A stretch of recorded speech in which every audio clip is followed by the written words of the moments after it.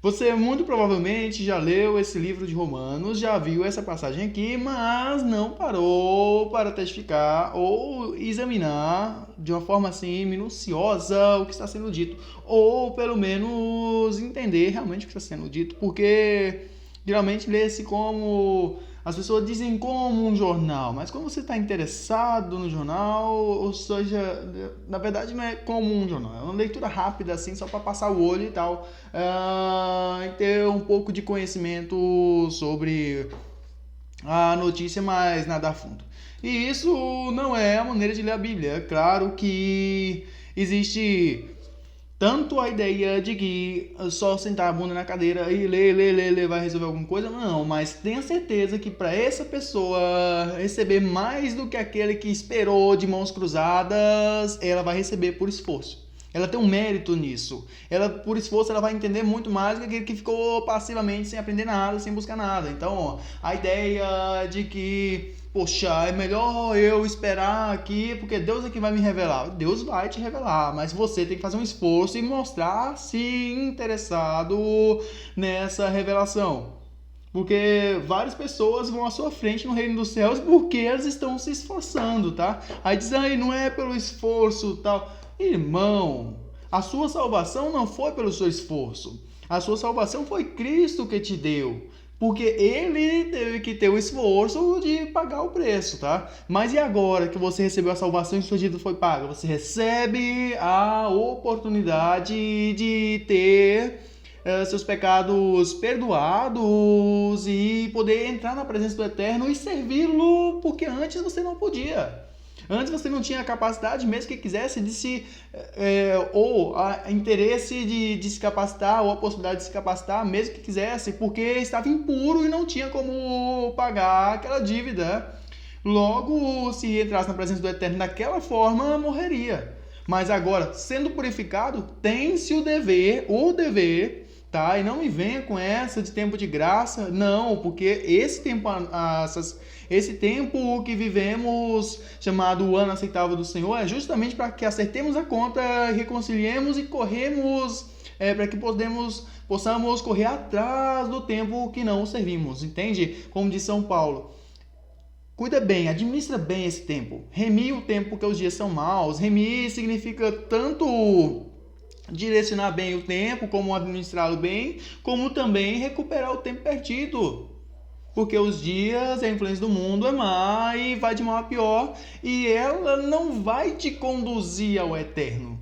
Ou seja, acorda para isso. Claro que não é o teu esforço. Você não vai bater no peito e dizer eu fui salvo. Mas você pode bater no peito uma hora e dizer eu me sentei lá e fui aprender do eterno.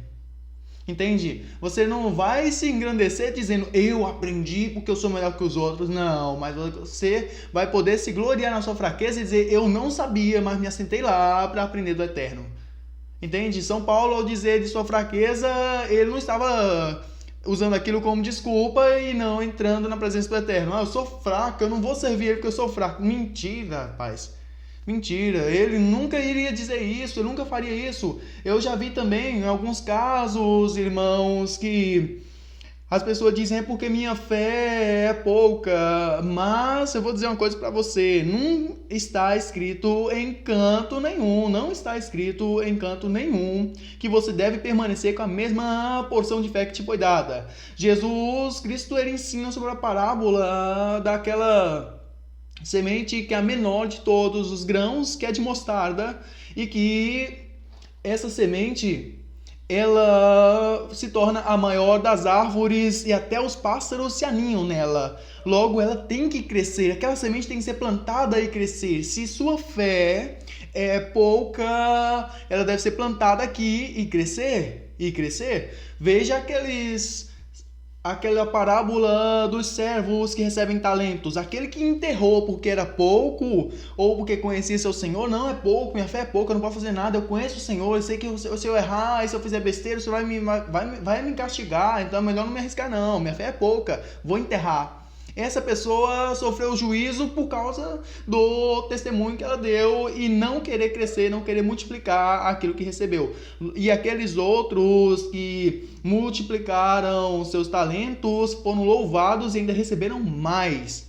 Porque esse é o ponto principal, irmãos. Quando você diz eu tenho fé pequena, então vá atrás de multiplicar, vá atrás de acrescentar, vá atrás de crescer. Porque está escrito, veja só, é que nós, como plano principal do Eterno, cheguemos à plena estatura, perfeita varonilidade, à medida da estatura de Cristo. Que nós cresçamos em tudo e sejamos perfeitos. Que nós cheguemos a ser como Ele é, que a imagem dele, nós cheguemos a ser a imagem do seu Filho amado, como diz em Romanos, e que nós cheguemos à plena maturidade. É como disse São Paulo, olha, se você, ou como diz São Pedro, se vocês tiverem fé, amor, a fé, né, da fé até amor, a estatura do varão perfeito, segundo Pedro, ele diz, vocês não permanecerão como crianças sendo levados de vento por um e outro vento de doutrina.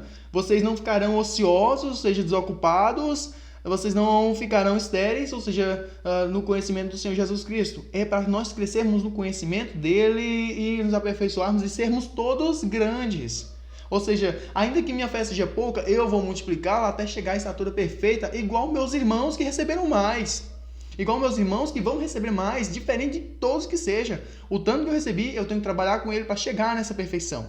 E assim, aquele que recebeu muito, aquele que recebeu pouco, todos cheguemos à plena estatura de Cristo. Agora ninguém poderá afirmar que é porque sua fé é pouca, porque ele é fraco, não.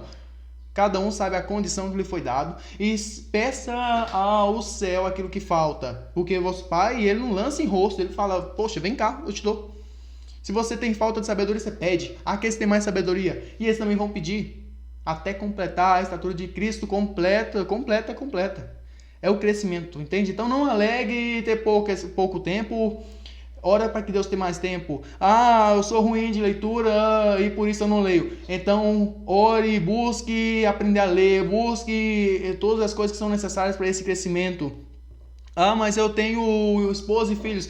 Ora para que isso não seja impedimento, porque diz São Paulo em Coríntios, na carta aos Coríntios, dizendo, aquele que é casado, viva como se não fosse, não deixe que o casamento seja impedimento para você.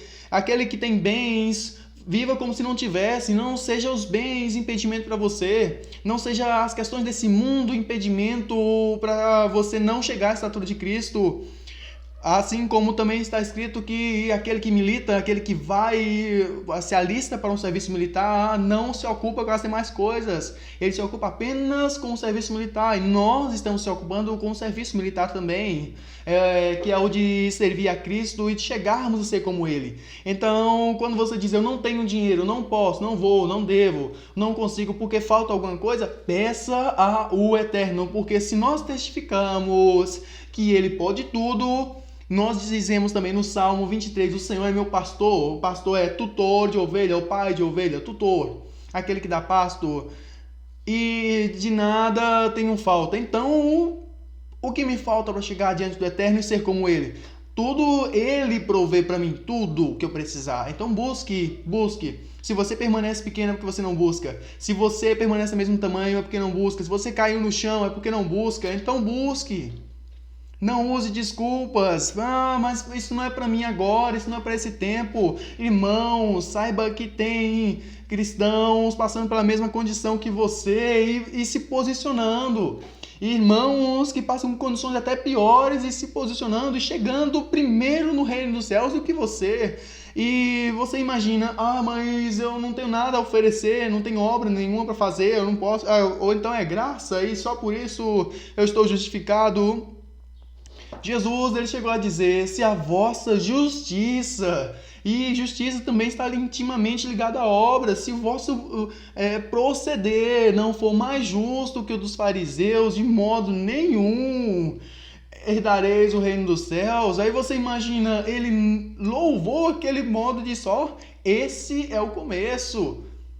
Esse é o ponto aí, seja mais do que isso, porque o que faltava para eles era misericórdia, como dito, misericórdia quero e não sacrifício. Esse povo me honra com os lábios, mas seu coração está longe de mim. Você recebeu a oportunidade de ter teu coração perto do Eterno, então tem que ter algo a mais, tem que ter a misericórdia dele ali, tem que ter uma obra a mais. Então, quando você fica muito abaixo do que aqueles fariseus entregavam, saiba que eles ainda assim estão sendo juízo para você. Eles estão na frente do reino. Eles não entraram, mas estão à frente do reino mais do que você. Agora, que questão essa tão séria e tão perigosa? E é por isso que nós vamos estudar mais a fundo e não só como se fosse qualquer coisa. Nós não estamos tratando de qualquer assunto. Não é algo simplesmente você faz para passar o tempo. Não, nós estamos tratando de uma regra de conduta, vamos dizer, de uma moral. Nós estamos tratando de uma maneira de viver, porque está dito, né? Foram chamados cristãos pela primeira vez em Antioquia, porque são semelhantes a Cristo, vivem o seu ensino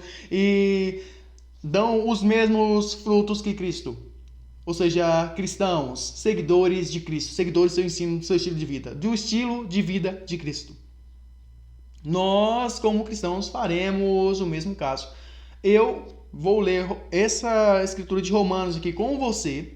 Eu espero realmente que isso te abençoe. Se não sair nesse vídeo agora, eu espero muito que você veja esse vídeo aqui até o final, que tenha visto até o final, que tenha sido também abençoado e que tenha deixado o seu like, seu gostei, que já se inscreva nesse canal e que desenvolva essa fé, que chegue à plena maturidade. Porque São Paulo, ele também diz em Hebreus, falando aos irmãos ali: irmãos, me admira que vocês, de tanto ouvir, de tanto tempo que já têm ouvido, já deveriam ser mestres, ensinando uns aos outros, mas ainda assim são como crianças que têm que vir e repetir a mesma coisa o tempo inteiro. A gente fala e vocês fazem contra. A gente fala e tem que voltar no tempo seguinte e falar a mesma coisa, porque vocês não crescem, não são desejosos de alimento sólido, vocês não crescem, não querem mais, não buscam mais, não evoluem, parece que a obra não anda. Ou seja, sejam desejosos de alimento sólido, sejam desejosos de crescer. Quando você lê a Escritura, seja desejoso de saber, de entender, e se cumprirá a promessa que diz em Jeremias, se não me engano, 22, ao dizer: clama a mim e responder-te-ei e anunciar-te-ei coisas grandes e profundas que tu não conhecia. E aí se cumprirá a promessa para você, para todos aqueles que buscam. Porque a promessa diz respeito a todos os que estão próximos, todos os que serão acrescentados e todos os que estão longe, e todos quanto o Senhor nosso Deus chamar. Amém? Deus abençoe você. Eu vou deixar esse vídeo em duas partes. O comentário sobre Romanos vai ficar no outro vídeo, tá? Então já acompanha também e Deus abençoe, estudante. Até o próximo vídeo.